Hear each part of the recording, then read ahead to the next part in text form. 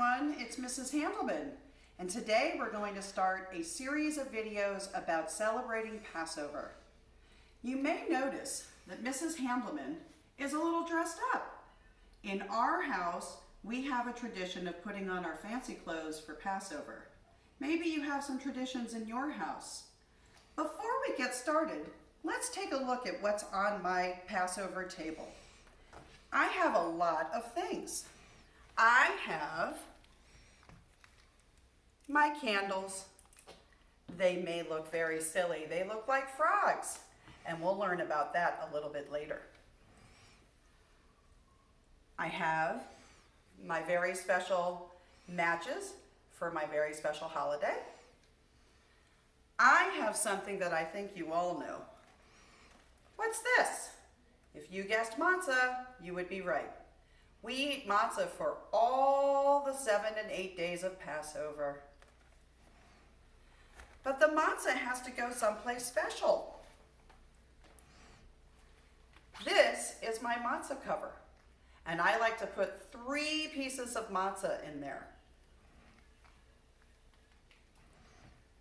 Here's my Kiddush cup, where we make the blessings over the wine or the juice. I have all my grape juice in here. This is my salt water, and we're going to talk about that in just a minute. Now, who remembers what the story is actually about? Does anyone remember who is a big part of the story?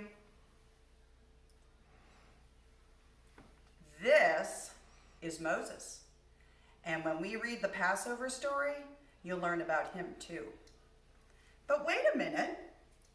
There's something on my table that we haven't talked about yet.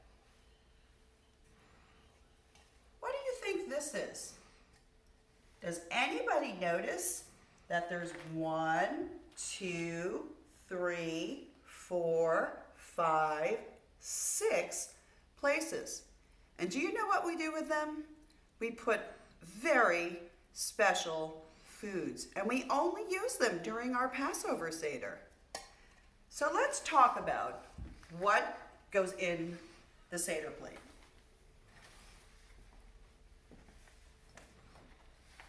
This is my Seder plate.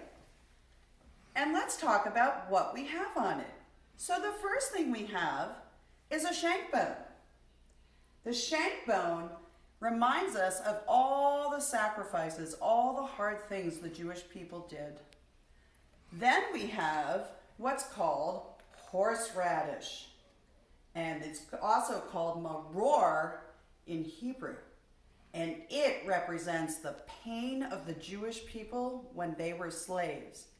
And when you set up your Seder table, you can take a sniff of it, but be careful, it's very hot and it's very spicy. What do you think this is?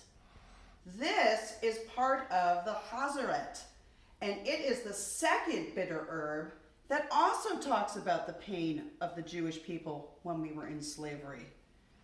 I really like this one. It's called haroset, and haroset is absolutely delicious.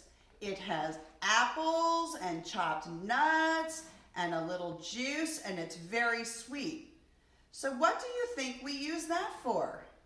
If you made it in class, or you've seen another teacher talk about it, it looks and feels a little bit like mortar. And mortar is another way of saying hay and mud. And what the Jewish people used it for was to build bricks because they were slaves. This is called the karpas. And the karpas is this very special herb that we like to dip in salt water. Now, why would we dip it in salt water? It reminds us of when the Jews were slaves, and sometimes they cried, and so we dip into the salt water to remind us of our tears. And the last symbol we have is an egg. Now that's funny.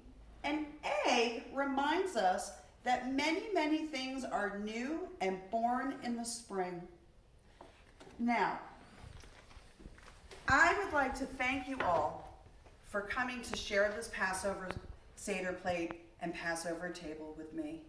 On behalf of all the staff and Dr. Sayag and Mrs. Bortz, we miss you so much. Stay tuned. There'll be other videos going on our YouTube channel where we continue to talk about Passover. I'll see you soon. I love you.